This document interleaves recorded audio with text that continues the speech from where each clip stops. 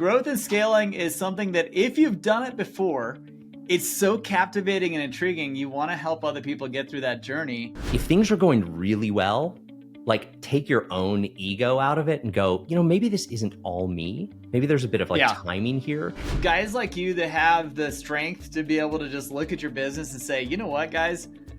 Yeah, we can do all these things, but we shouldn't. You can have those people kind of do whatever you want, right? You can run them around in a million different directions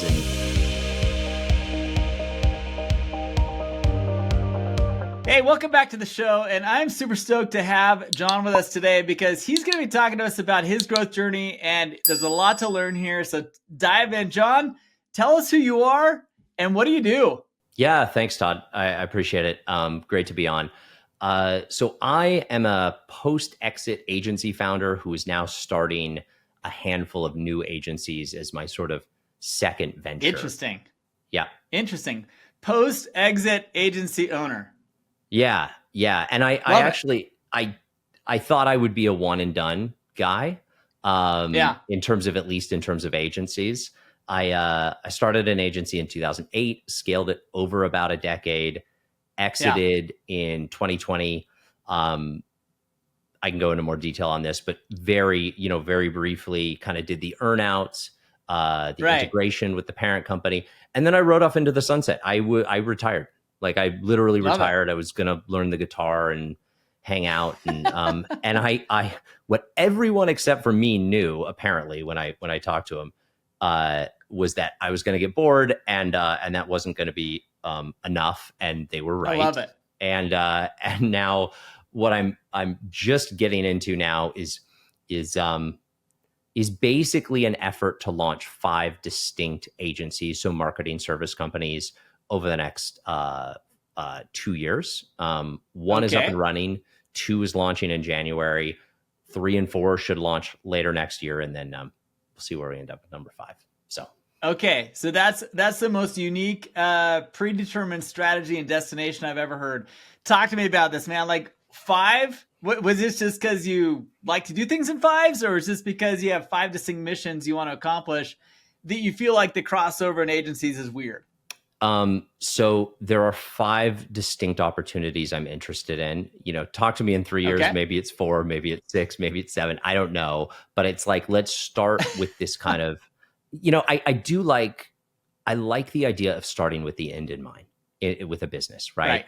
It's sort of it's a bit of an EOS concept, but you're going to climb this mountain. You can kind of see and envision the top of the mountain. The top of the mountain may be 5, 7, 10 years away. You're starting with, nothing, right? Basically in the beginning. Right. And then you're going okay, that's a really big climb, but then you kind of break it into smaller and smaller components. And all of a sudden you're what are we doing this week? Because whatever we do this week determines next month, determines next quarter, determines next year, et cetera. So I like kind of, I'm going to call my shot. Well, it's easy to say you're going to do something. We'll see if I can pull it off. But that's the goal. Okay, so talk to me though. 5 different focus points of each agency. What is focus point number 1? What is the agency model on product 1? And then I'm really curious. I mean, you totally piqued my interest. What do you got going on? So I'll talk to you in more concrete terms about the first 2. The first agency I cheated on because it was already up and running. It was founded by my business partner. It's a company called Influence Social, and they do kind of full stack LinkedIn marketing, leading with executive and founder brands. So it's humanizing B2B through through kind of a full service LinkedIn agency. It's going very well. Fair enough. Dozens of happy clients. Not my thing. It's Garrett, my co-founder's I get thing. it. But we took that. So is it outreach and paid, or is it mostly just outreach and connecting and messaging and talk? I mean, there's a lot of LinkedIn models now. Yeah, for sure. So it's content kind of at the center, and then surrounding that is outreach, is connections, and then actually we're layering on paid in the not too distant future. So that'll kind of finally realize the vision of true full service. But basically trying to kind of take full advantage of the platform while leading with tricky. Personal brand. Yeah, it is. I like it. But it's, I won't turn this into a pitch. It's a good service. It's resonating in the market. There's clearly a need for it. And it's going very well. And it's also in this broader vision serving as somewhat of kind of the platform to then launch these other subsequent service companies. Makes total sense. You're already talking to CEOs, founders. You're already doing the outreach. Might as well push another agency product while you're at it. Correct. Yeah. And then so agency number 2 is basically an outbound messaging service that's going to formally launch in January.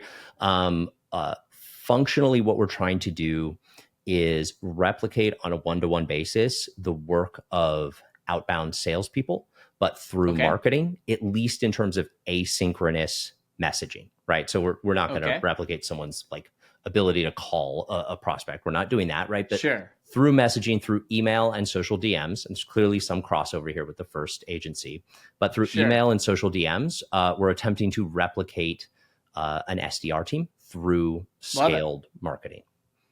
Love it. Okay. I like both those. Yeah. I think they both serve a kind of an important need. You know, the agency game is funny, right? Like you can't you want to be at the cutting edge, but you can't be so far ahead of the cutting edge that what you're doing is theoretical, because like it is a practical business. You need to deliver a service tomorrow that like works and resonates and drives results.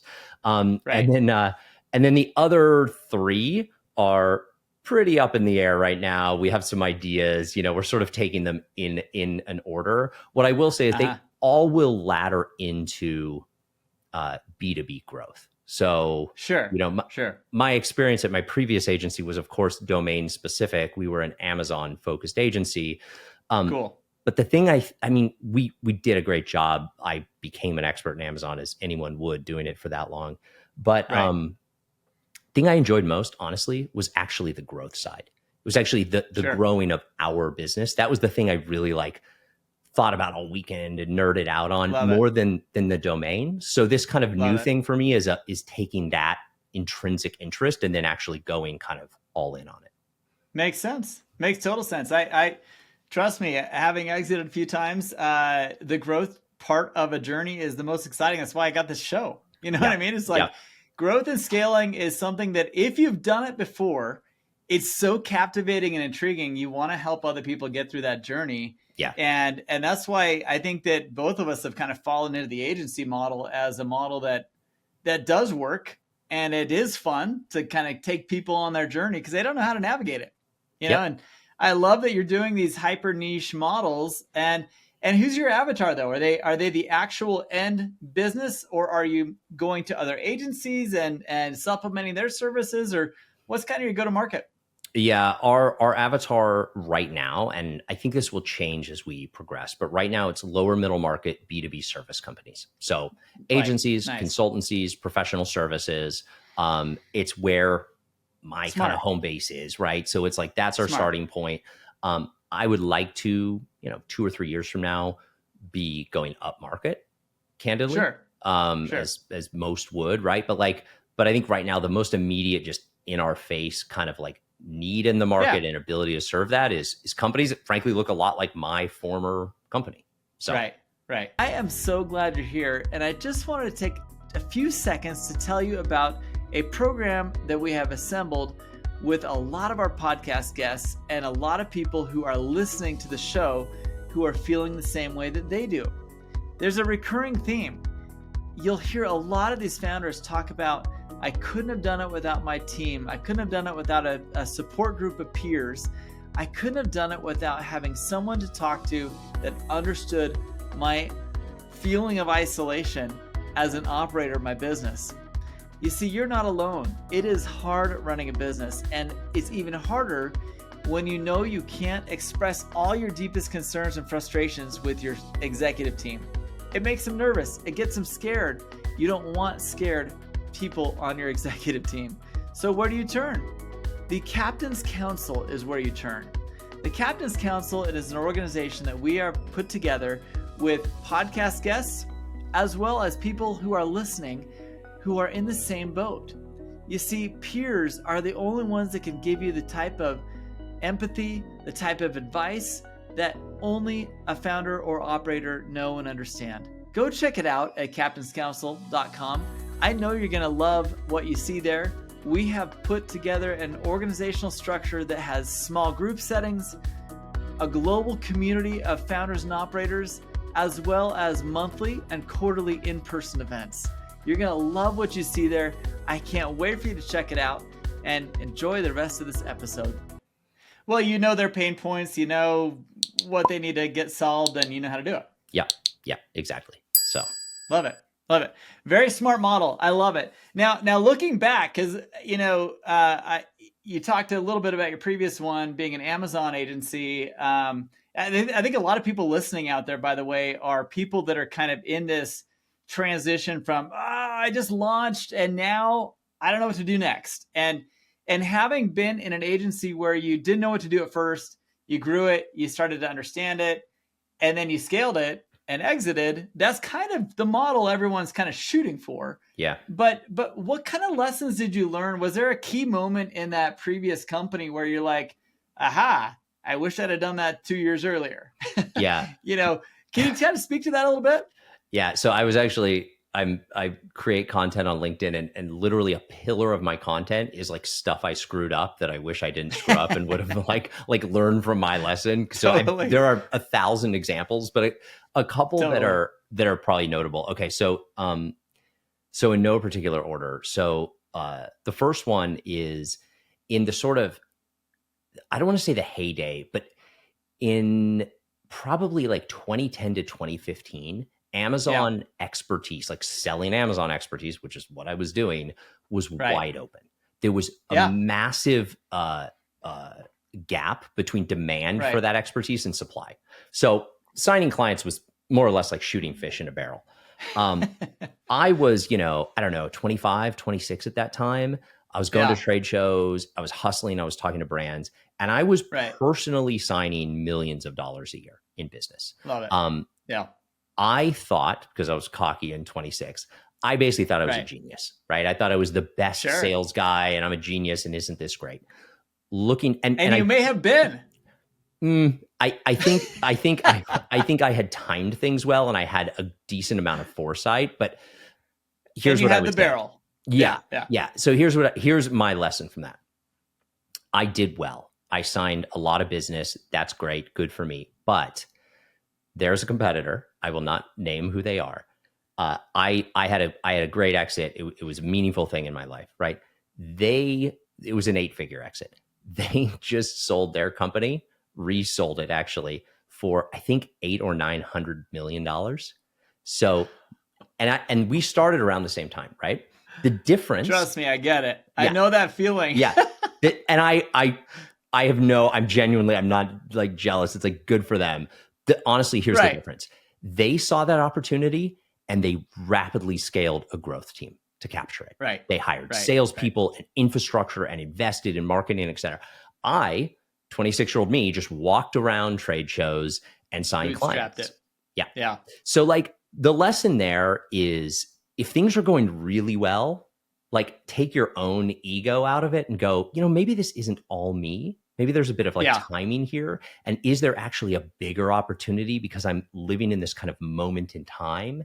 And, maybe there's a way to actually capture more. Now, again, hindsight's 2020 and all that. But that's kind of, that maybe is lesson number one.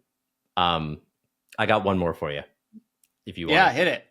Okay. So lesson number 2, this is actually a little bit later in my kind of agency journey. We used to be actually kind of like an e-commerce agency. Generally, we did some stuff with Walmart and Costco.com, and a lot of it was Amazon. Probably 80-90% of our revenue was Amazon.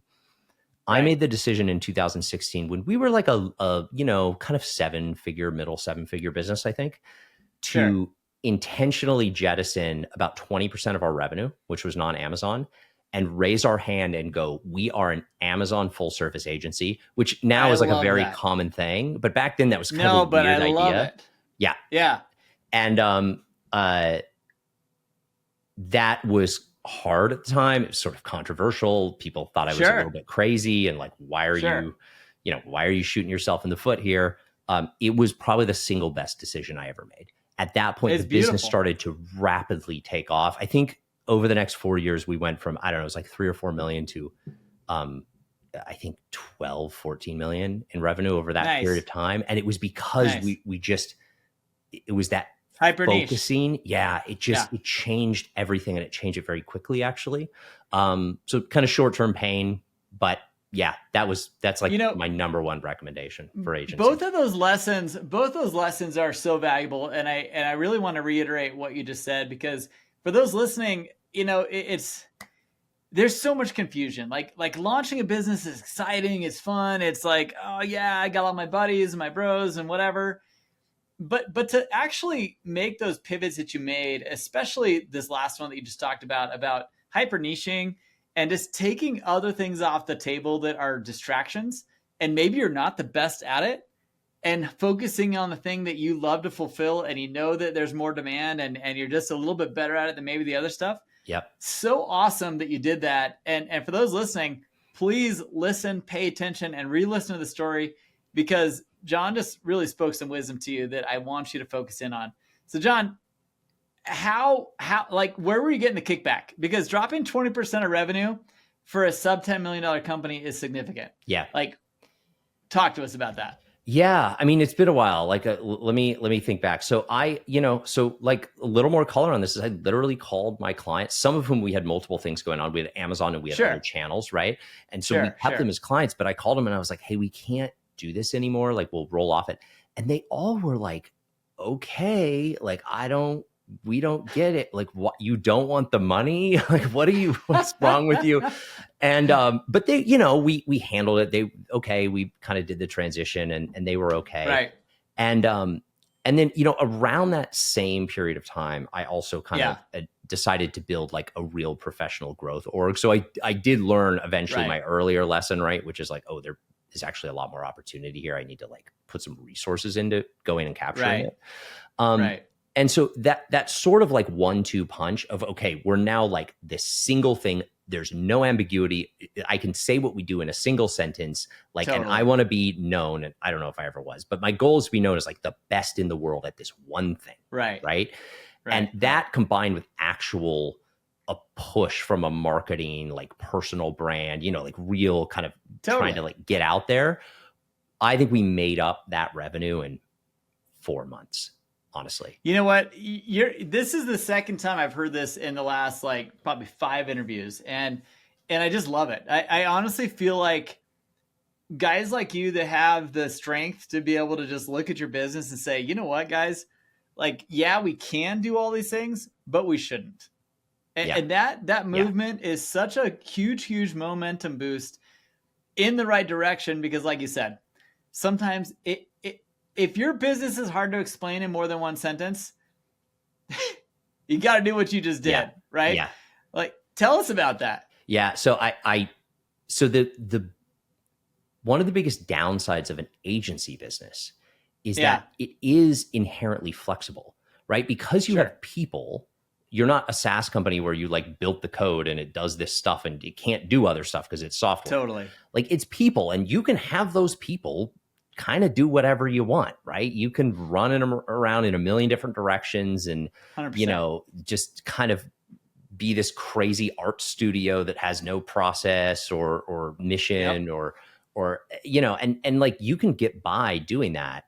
So it's really easy to say yes. Because you can, because you can go, okay, yeah, sure.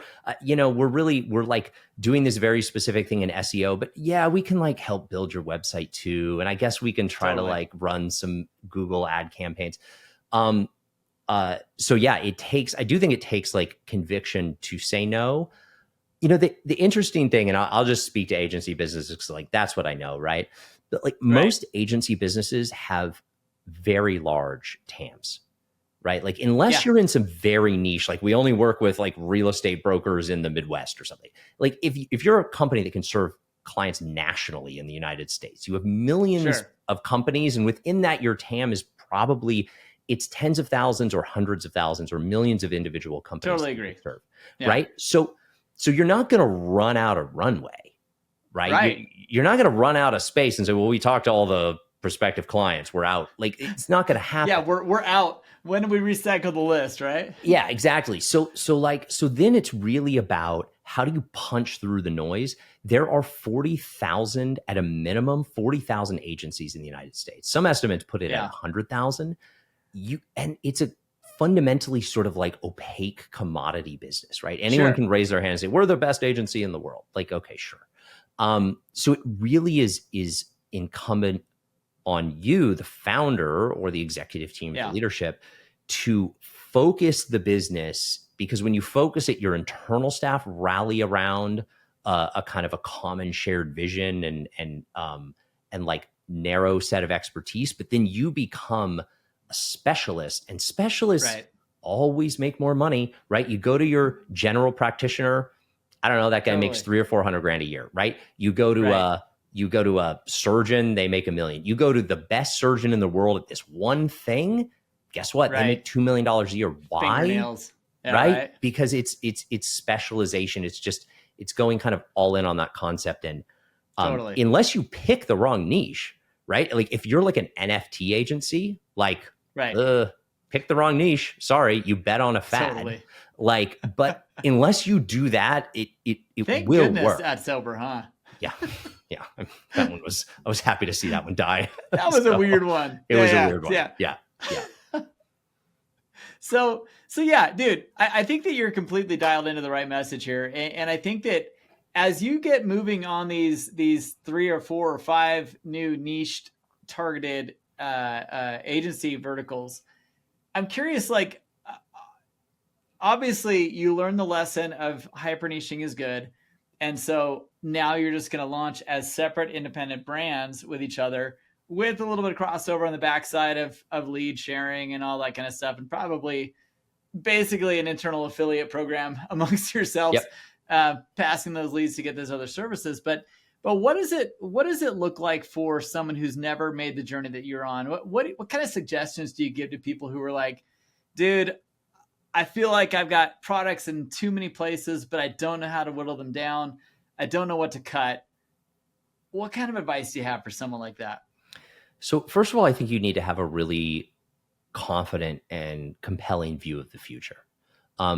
Agencies exist in a moment in time, and they exist to fill a relatively short-term gap between supply and demand. Right. Agreed. So technology moves the world forward. It creates technological disruption. Like technology companies create in their wake disruption, right? Which changes consumer behavior. And this applies to B2B and B2C. They change consumer behavior, and that consumer behavior changes very quickly. And it changes faster than most of the companies that can serve those consumers can keep up. So there's this gap then between like, oh no, we need to go figure out TikTok. Like, oh crap, we need to figure out TikTok. We ignored it 2 years ago. Now it's like number 1 on our list. Okay. They don't have internal people that are TikTok experts because there's not that many of them. Enter a TikTok agency, right? Right. I wouldn't want to run a TikTok agency 10 years from now. I would absolutely want to run one right now. Agreed. So you exist, you have to have that vision to kind of see where the world's going and to position yourself in the right place at the right time to jump into that supply demand mismatch, market misalignment. And then you have to keep doing it over and over and over again, because otherwise you have a hot thing that dies 3 years from now. So you have to keep reinventing yourself over and over to keep kind of positioning as that disruption moves through time. And if you do that well, everything gets easier, because you're occupying a space where fundamentally there's more demand for the thing you're selling than there is supply, which means you can have healthy margins and you can have a good reputation and you have more interest. And then you just have to make sure you don't like stay complacent and kind of let that pass you by.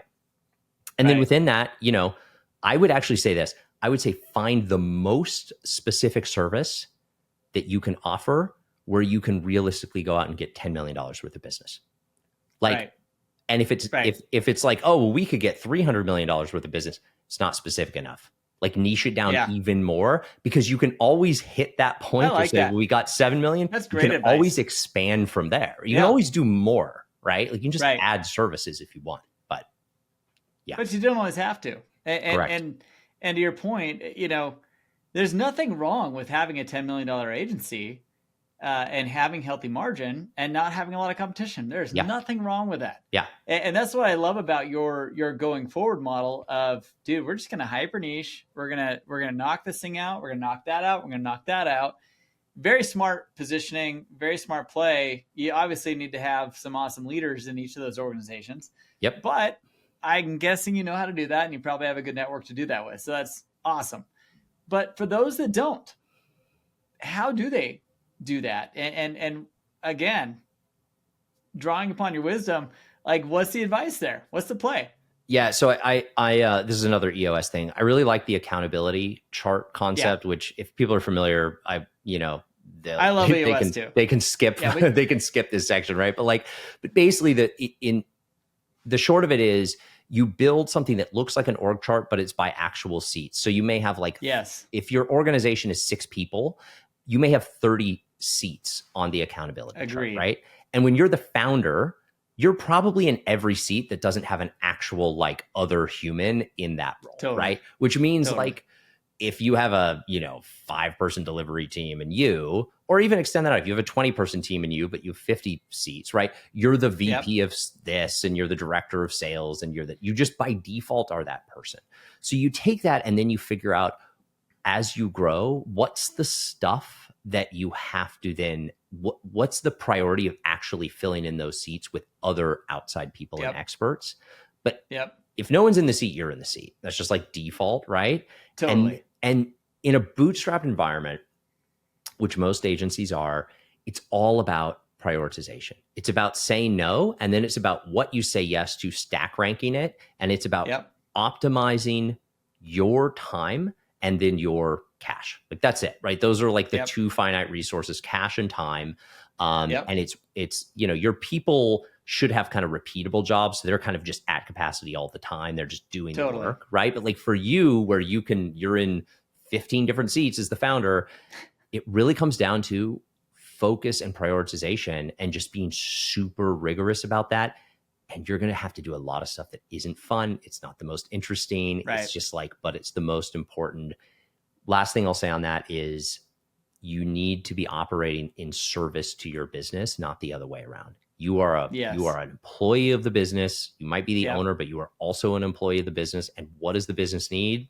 It really needs a director of delivery right now. It really needs an account exec to go out and close deals. Whatever that is for that moment, you've got to wear that hat and play that role. Yep.